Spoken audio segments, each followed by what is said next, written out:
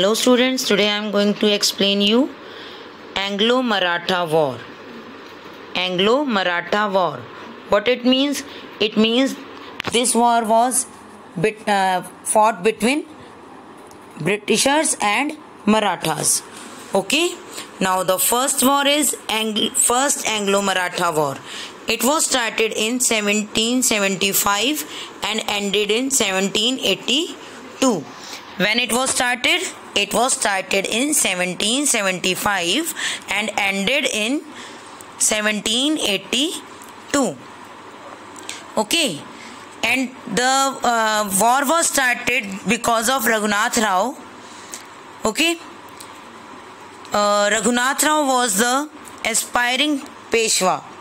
Means he wanted to become the Peshwa. Raghunath Rao जो थे वो पेशवा बनना चाहते थे. So he just signed an alliance with Britishers. उन्होंने ब्रिटिशर्स के साथ एक अलायंस, एक समझौता साइन किया against Madhav Rao.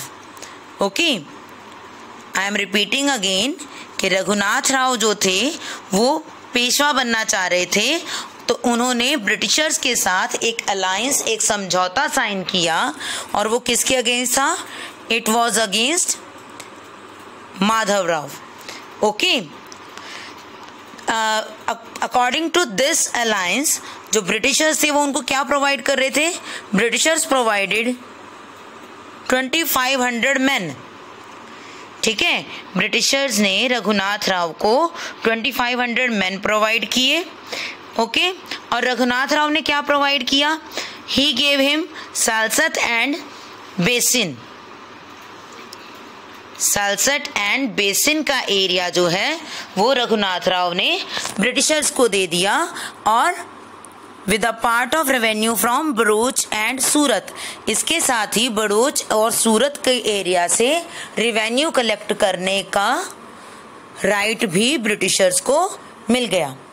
Okay, again Britishers ने इस अलायंस के अंडर रघुनाथ राव को 2500 मैन प्रोवाइड किए, यानी कि आर्मी के 2500 सोल्जर्स प्रोवाइड किए, और रघुनाथ राव ने सालसट और बेसिन का एरिया प्लस बड़ूच और सूरत से रेवेन्यू कलेक्ट करने का राइट ब्रिटिशर्स को दिया. Okay, and they signed the treaty of Salbai, और उन्होंने सालबाई की ट्रीटी साइन की. ओके, इसके बाद काफ़ी लंबे टाइम तक मराठास और ब्रिटिशर्स के बीच में कोई प्रॉब्लम नहीं हुई. Clear? Again the second Anglo Maratha war. अब इस वॉर में क्या हुआ? In 1801 there was a conflict among the Marathas for Peshwaship. Marathas के बीच में पेशवाशिप के लिए फिर से कन्फ्लिक्ट हो गया, प्रॉब्लम हो गई. ओके, पेशवाशिप क्या होती है? यानी कि हेड. सभी मराठास का हेड जो होता है वो पेशवा होता है. क्लियर? तो पेशवाशिप के लिए डिफरेंट मराठास में प्रॉब्लम क्रिएट हो गई. At that time Peshwa Bajirao, उस टाइम के पेशवा कौन थे? बाजीराव. उन्होंने एक सब्सिडरी अलायंस ब्रिटिशर्स के साथ की. अगेन पेशवा बाजीराव ने एक सब्सिडरी अलायंस की, और किसके अगेंस्ट की? जसवंत राव होलकर के अगेंस्ट. क्लियर?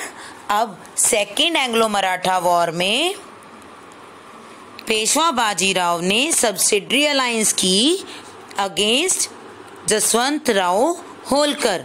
उससे पहले किसने की थी? उससे पहले की थी पेशवा रघुनाथ राव ने. क्लियर? पेशवा रघुनाथ राव ने पहले की थी. And now this treaty was done by Peshwa Bajirao. ठीक है, पेशवा बाजीराव ने ब्रिटिशर्स के साथ एक सब्सिडरी अलायंस की जसवंत राव होलकर के अगेंस्ट, और ब्रिटिश ट्रूप्स ने, troops means army, okay, British army ने जसवंत राव होलकर को वहां से हटा दिया, यानी कि जसवंत राव होलकर को हरा दिया. Clear? Then Peshwa Bajirao signed a treaty with British. उसके बाद पेशवा बाजीराव ने फिर से एक ट्रीटी साइन की, but this treaty was opposed by Maratha chiefs the Scindia and the Bhonsle. ये ट्रीटी सिंधिया और भोंसले ने इसको ओपोज किया, इसके अगेंस्ट से सिंधिया और भोंसले जो थे, ओके।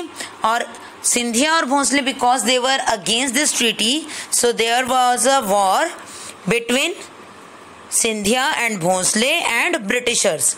सिंधिया और भोंसले की जो आर्मी थी उनके बीच और ब्रिटिशर्स के आर्मी के बीच एक क्या स्टार्ट हो गई, वॉर स्टार्ट हो गई, ओके।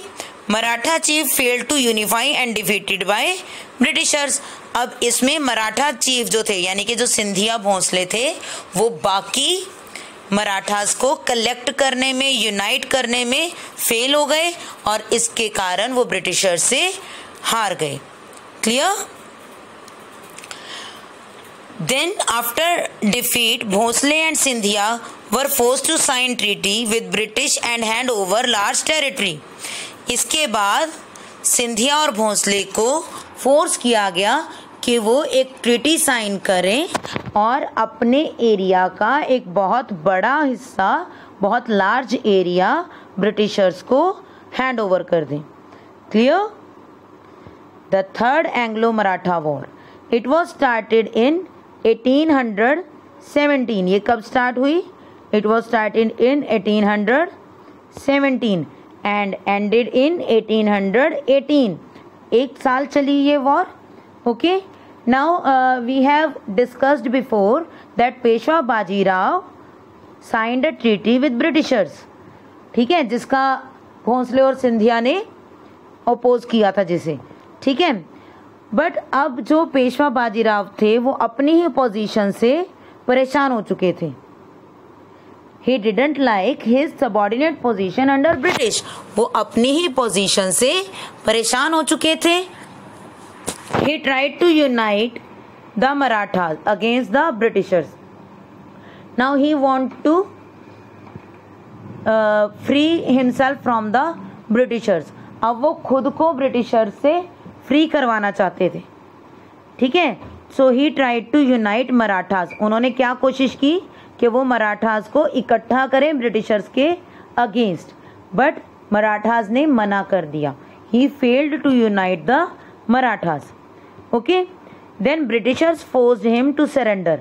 ब्रिटिशर्स ने पेशवा बाजीराव को फोर्स किया कि वो सरेंडर कर दें, क्योंकि पेशवा बाजीराव ने क्या किया था, ब्रिटिशर्स के अगेंस्ट वॉर स्टार्ट कर दी थी, ओके। तो ब्रिटिशर्स ने पेशवा बाजीराव को सरेंडर करने के लिए फोर्स किया। सरेंडर मीन्स कि अपने आप को ब्रिटिशर्स के हवाले कर देना कि मैं आपके साथ लड़ाई नहीं कर रहा हूँ, तो वो ब्रिटिशर्स उनको पकड़ लेंगे, ओके। That is surrender.